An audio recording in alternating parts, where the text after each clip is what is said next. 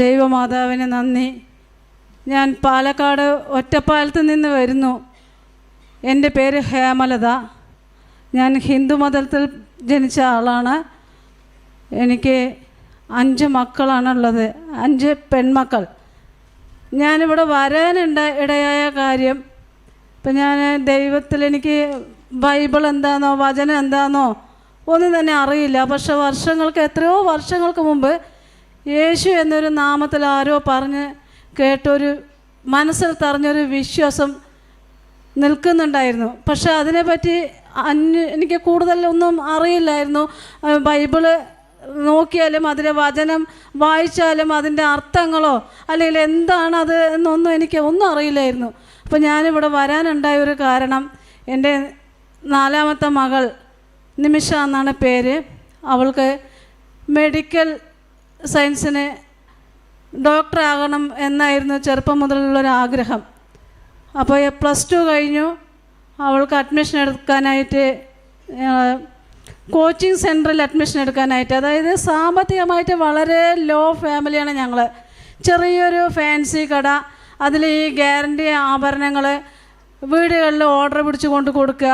വാടക വീടാണ്, സ്വന്തമായിട്ടൊരിത്തിരി സ്ഥലമോ സ്വന്തമായിട്ടൊരു വീടോ ഇല്ലാതെ 5 മക്കളെയും ഞാൻ മൂത്ത മോളെ ഫാർമസിസ്റ്റാക്കി, 2ാമത്തെ മോളെ MBA കഴിഞ്ഞു, 3ാമത്തെ മോൾ BTech കഴിഞ്ഞു, 4ാമത്തെ മോളാണ് നിമിഷ.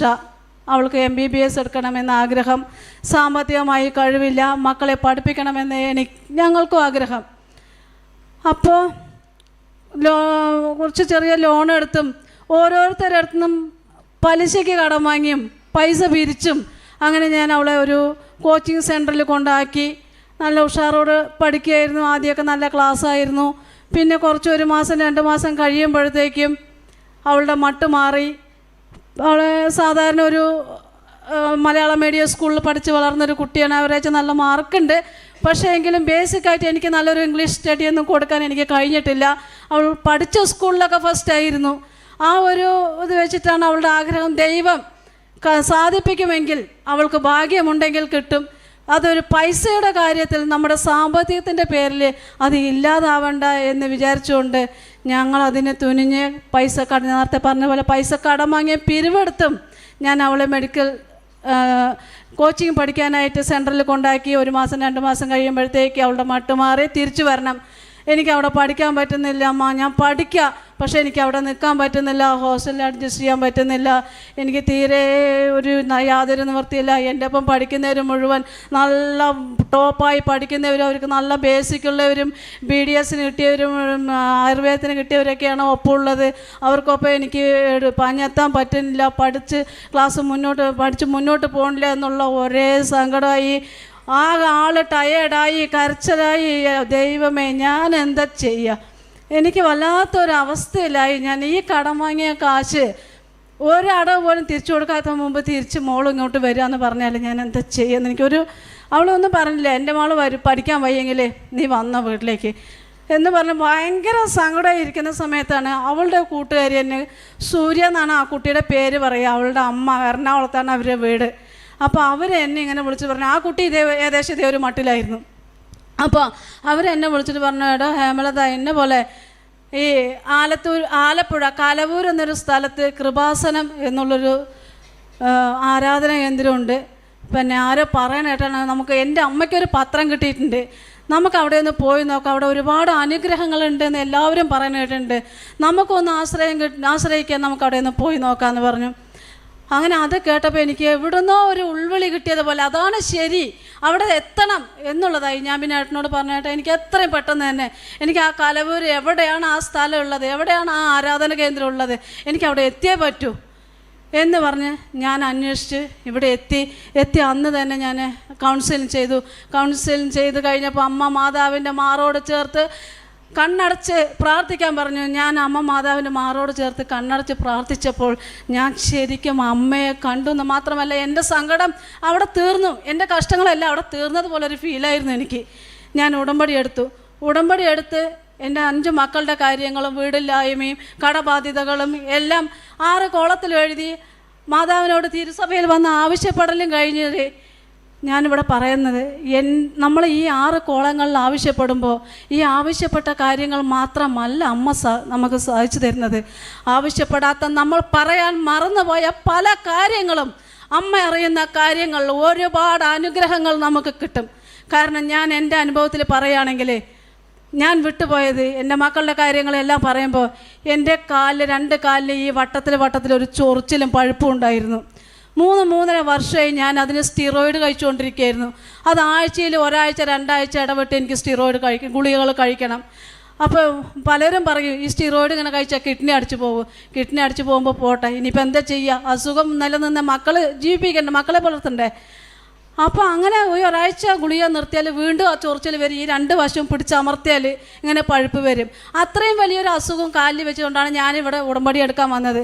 പക്ഷേ ഇത്രയും കാര്യങ്ങളും ആവശ്യങ്ങളും മക്കളുടെ ആവശ്യങ്ങളും കുടുംബത്തിലെ ആവശ്യങ്ങളും ഞാനിവിടെ അവതരിപ്പിക്കുമ്പോൾ സത്യം പറഞ്ഞാൽ എൻ്റെ കാര്യം ഞാൻ പറയാനോ, എൻ്റെ കാര്യം ആവശ്യപ്പെടാനോ, എൻ്റെ കാര്യം ഞാൻ എഴുതാനോ മറന്നുപോയി എന്നാണ് സത്യം. ഞാൻ ഇവിടുന്ന് പോയി ഒരു 10 ദിവസത്തിൻ്റെ ഉള്ളിൽ, അല്ല ഒരാഴ്ചൻ്റെ ഉള്ളിൽ, ഒരു 11 മണിയാണ് സമയത്ത് എൻ്റെ കാലിന് ചൊറിച്ചിൽ തുടങ്ങി. കാലിന് ചൊറിച്ചിൽ തുടങ്ങാമെന്ന് പറഞ്ഞാൽ ഇങ്ങനെ പുഴുക്കൽ ഇങ്ങനെ അരിക്കണ മാതിരി, നമുക്ക് കാണുന്നില്ല എന്നേ ഉള്ളൂ. വായി വിട്ട് കരഞ്ഞു പോകുക, തലയ്ക്ക് പിടിക്കുക അങ്ങനെ ചൊറിച്ചിൽ. ഓ ദൈവമേ, എന്താ ചെയ്യുക മാതാവേ. എനിക്കന്ന് നേരെ ഈ പ്രാർത്ഥിക്കാൻ പറഞ്ഞാൽ ആ ബുക്ക് തന്ന ആ പ്രാർത്ഥനയും അത് മാത്രമേ എനിക്കറിയുള്ളൂ. ബൈബിൾ ഇങ്ങനെ 2 വചനങ്ങൾ വായിക്കും, അതിൻ്റെ അർത്ഥങ്ങളൊന്നും അറിയില്ല, വായിക്കും. പക്ഷെ ആ പറഞ്ഞതുപോലെ ഞാൻ ചെയ്യും. ഇവിടുന്ന് എന്താണോ ഉടമ്പടിയിൽ പറഞ്ഞത് അതുപോലെ ഞാൻ ചെയ്യും. പക്ഷെ അമ്മ പ്രാർത്ഥിച്ചിട്ട് എൻ്റെ അന്ന് മരുന്നായിട്ടുണ്ടായിരുന്നത് വെഞ്ചരിച്ച തൈലും ഉപ്പും മാത്രമായിരുന്നു. അത് 2 കയ്യിലും എടുത്തിട്ട് അങ്ങോട്ട് തേച്ച് 2 കാലിലും തേച്ച് അങ്ങ് കരഞ്ഞങ്ങോട്ട് പ്രാർത്ഥിച്ചു. അപ്പോൾ എനിക്കങ്ങനെ വല്ലാത്തൊരു മയക്കം വന്നു. ആ ചൊറിച്ചിലൊക്കെ സമാധാനം കിട്ടിയെന്നൊന്നും എനിക്കറിയില്ല. ഞാൻ ഉറങ്ങിപ്പോയി നേരം വെളുത്ത് എഴുന്നേൽക്കുന്ന സമയത്ത് ഈ പുണ്ണിൻ്റെ ഈ ഉണ്ടായിരുന്ന കാലിൽ എൻ്റെ അനുഭവത്തിൽ വെറും പാട് മാത്രമാണ് അവിടെ ഉണ്ടായിരുന്നത്. വെറുതെ ഒരു കളറ്, വെറുതെ എനിക്കിങ്ങനെ പറഞ്ഞാൽ പോലെ 1000 സഭയിൽ എനിക്ക് ഈ കാര്യം പറയണം. വെറും ഒരു ലൈറ്റ് മെറൂൺ കളർ മാത്രമാണ് അവിടെ ഉണ്ടായിരുന്നത്. അത്ഭുതപ്പെട്ടു പോയി ഞാൻ. അത് എൻ്റെ കാലിലതാ മാറിയിരിക്കണം കേട്ടോ. ഒരു മരുന്നും തേക്കാതെ എനിക്ക് വേറെ സോപ്പ് ഓയിൽമെൻറ്റ് ആഴ്ചയിൽ സോപ്പിനും ഓയിൽമെൻറ്റിന് തന്നെ 250 രൂപ വേണം. ഒരാഴ്ചക്ക് തികയില്ല. പൈസ ഇല്ലാതെ തന്നെ വാങ്ങാണ്ടിരിക്കും. ചൊറിച്ചിൽ സഹിക്കാൻ പറ്റാണ്ടാകുമ്പോഴാണ് പിന്നെയും വാങ്ങുക. അപ്പം മാറി പിറ്റേ ദിവസം അന്ന് രാത്രി ഇതുപോലെ കിടക്കുമ്പോൾ ഒരു വട്ടം കൂടി തേച്ചാൽ ഇന്ന് എൻ്റെ കാല് ആർക്കെങ്കിലും കാണണമെന്നുണ്ടെങ്കിൽ ഞാൻ കാണിച്ചു തരാം. എൻ്റെ കാല് ഒരടയാളം പോലും ഇല്ല. ഈ മെറൂൺ കളർ അടയാളം പോലും ഇല്ല. അങ്ങനെ ഞാൻ 6 ആവശ്യങ്ങളിൽ ആവശ്യപ്പെടാത്തൊരു വിഷയമാണ് ഇത്. ഞാൻ ഡിസംബർ 3-ാം തീയതിയാണ് ഉടമ്പടി എടുത്തത്. 3 മാസം തികയുന്നതേ ഉള്ളൂ. അപ്പോൾ ഇവിടുന്ന് കൗൺസിലിംഗ് ചെയ്യുമ്പോൾ പറയുന്നുണ്ട്, നമ്മൾ ദൈവത്തെ വിശ്വസിച്ചാൽ, ദൈവത്തെ സ്നേഹിച്ചാൽ 3 മാസത്തിൻ്റെ ഉള്ളിൽ 6 കാര്യങ്ങളിൽ ഒന്നെങ്കിലും സാധിക്കുന്നു. ആ ഒന്നെങ്കിലും സാധിച്ച ഒരാളാണ് ഞാൻ.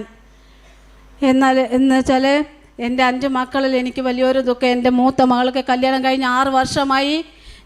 അവളൊരു ലവ് മാരേജ് ആയിരുന്നു, ഫാമിലിയിൽ തന്നെ. പക്ഷേ ലവ് മാരേജ് ആയിരുന്നു. അവളെ പഠിപ്പിച്ച് ഫാർമസിസ്റ്റാക്കി അവൾ ലവ് മാരേജ് ചെയ്തിട്ടാണ് പോയത്. എങ്കിലും അവൾക്ക് ആഗ്രഹിച്ചതുപോലെയോ അവൾ ഇഷ്ടപ്പെട്ടതുപോലെ ഒരു ലൈഫായിരുന്നില്ല കിട്ടിയത്. അവൻ ഫുൾ മദ്യപാനിയായിരുന്നു.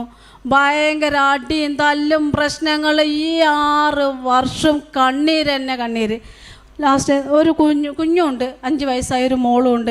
മോൾക്ക് അസുഖം വന്നാലോ അവൾക്ക് അസുഖം വന്നാലോ ഒന്ന് ഡോക്ടറെ കൊണ്ടുപോകാൻ ഒരു ചിലവിന് കൊടുക്കും. 100 രൂപ കൊടുത്താൽ വൈകുന്നേരം വന്നിട്ട് കടയിൽ പോയി അതിൻ്റെ ബാക്കി എവിടെ, അതെന്ത് ചെയ്തു എന്ന് ചോദിക്കും. കുട്ടികൾ ആവശ്യപ്പെട്ട ഒരു ബിസ്ക്കറ്റ് വാങ്ങിക്കൊടുത്താൽ, ഒരു പീടിയിലേക്ക് എന്തെങ്കിലും ഒരു സാധനം വാങ്ങിയാൽ 100 രൂപ പറഞ്ഞാൽ അതിൻ്റെ കണക്ക് ചോദിക്കുമെന്ന്. അങ്ങനെയായിരുന്നു അവൻ്റെ സ്വഭാവം.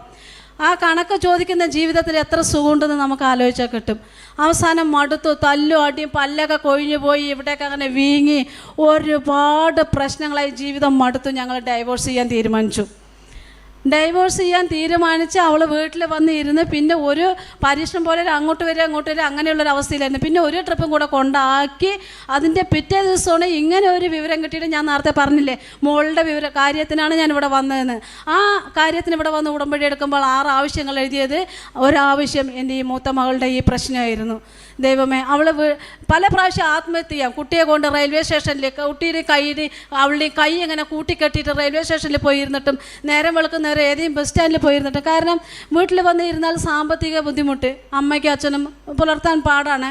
പിന്നെ ചെറിയ കുട്ടിയാണ്, ഭർത്താവാണെങ്കിൽ ഇങ്ങനെ. അങ്ങനെയുള്ള ഒരു സിറ്റുവേഷനിൽ എന്നെ പോലും അറിയിക്കാതെ ഞാൻ പലപ്പോഴുമാണ് അറിയുന്നത്.